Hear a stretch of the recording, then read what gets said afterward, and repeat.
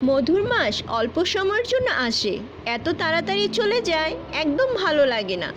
Hello বন্ধুরা, কেমন আছেন সবাই? স্বাগত জানাই আমার চ্যানেল রসইখানাতে। আজ রসইখানা মেনুতে আছে মধুর মাসের মধুর ফল দিয়ে তৈরি ম্যাঙ্গো ললি। এটি তৈরি করা খুবই সহজ আর অল্প উপকরণ দিয়ে তৈরি করে নেওয়া যায়। খেতে খুবই মজা লাগে, ঠান্ডা ঠান্ডা কুল। আমার এই নতুন ধরনের এরকম রান্না দেখতে চাইলে আমার চ্যানেলটিকে সাবস্ক্রাইব করবেন আর পাশে থাকা বেল আইকনটি ক্লিক করবেন, যাতে আমার এই রেসিপিগুলো আপনার কাছে পৌঁছে যায় সবার আগে। আর যদি ফেসবুক পেজ থেকে দেখেন তাহলে আমার পেজটিকে ফলো দিবেন। চলুন তাহলে শুরু করি।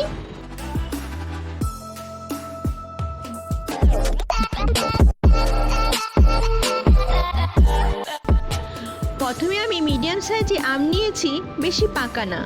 বেশি পাকা আম নিলে ললিগুলো ভালো হয় না, তার জন্য আমি একটু শক্ত ধরনের আম নিয়েছি। এখন আমি আম কেটে দেখাচ্ছি।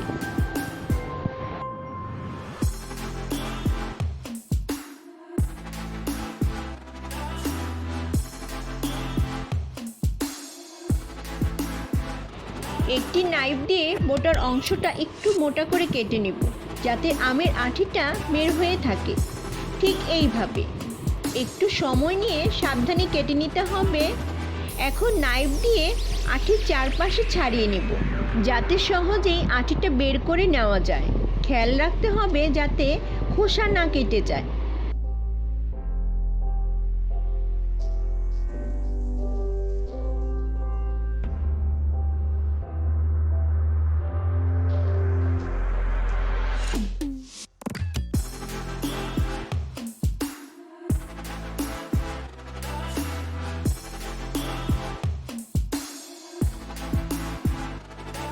হয়ে গেছে।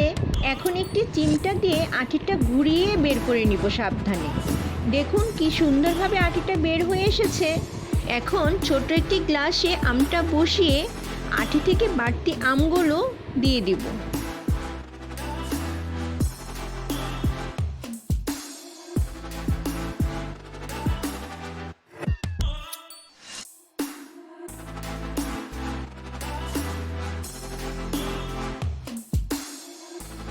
তারপর প্রথমে যে বোটার অংশটা কেটে রেখেছিলাম আমের মধ্যে বসিয়ে দেব।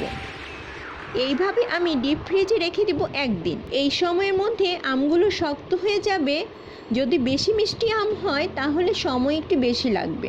এইভাবে আমি বাকি আমগুলো কেটে গ্লাসে করে ফ্রিজে রেখে দিব। আজকের মতো কাজ এই পর্যন্তই, ফিরে আসছি কাল। এখন আমি ভিতরে ফিলিংটা রেডি করব। এর জন্য প্যানে half cup full cream liquid দুধ নিয়েছি। পাউডার মিল্ক নিয়েছি 3 চামচ পরিমাণ। প্যান থেকে দুধ নিয়ে গুলিয়ে নেব, যাতে কোনো লাম্পস না থাকে।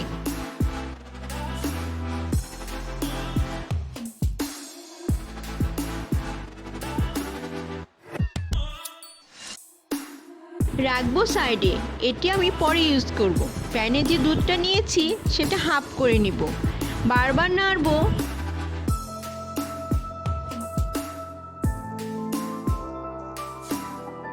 দশ মিনিট নাড়ার পর হাফ হয়ে এসেছে। এখন আমি সব কিছু অ্যাড করব। দুধের যে সর থাকে হাফ কাপ পরিমাণ নিয়েছি, দিয়ে দিব। এটি দিলে টেস্টটা ভালো হয়।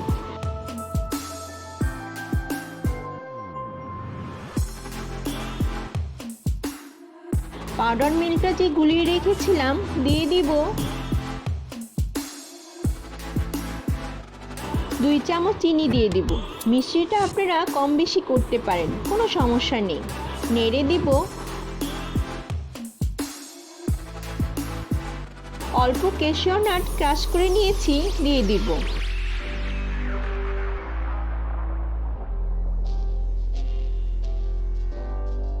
কিছু পেস্তা ক্রাশ করে নিয়েছি, দিয়ে দিব। আপনারা চাইলে যে কোনো একরকম বাদাম ইউজ করতে পারেন। এখন নেড়ে নিব যেই পর্যন্ত এটি ঘন না হবে। শুধু খেয়াল রাখতে হবে যেন নিচে লেগে না যায়। লেগে গেলে টেস্টটা নষ্ট হয়ে যাবে।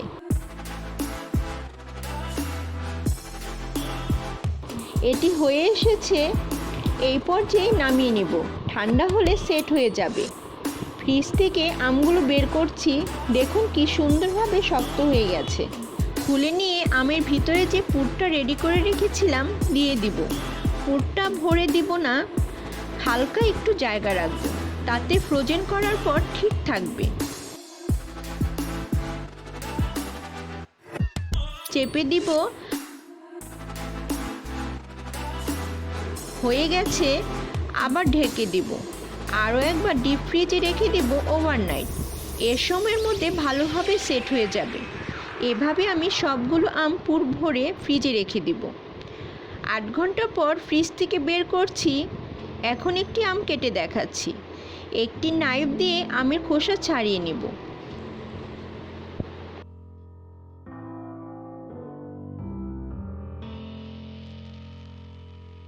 তারপর রাউন্ড শেপ করে একটি কেটে নিচ্ছি।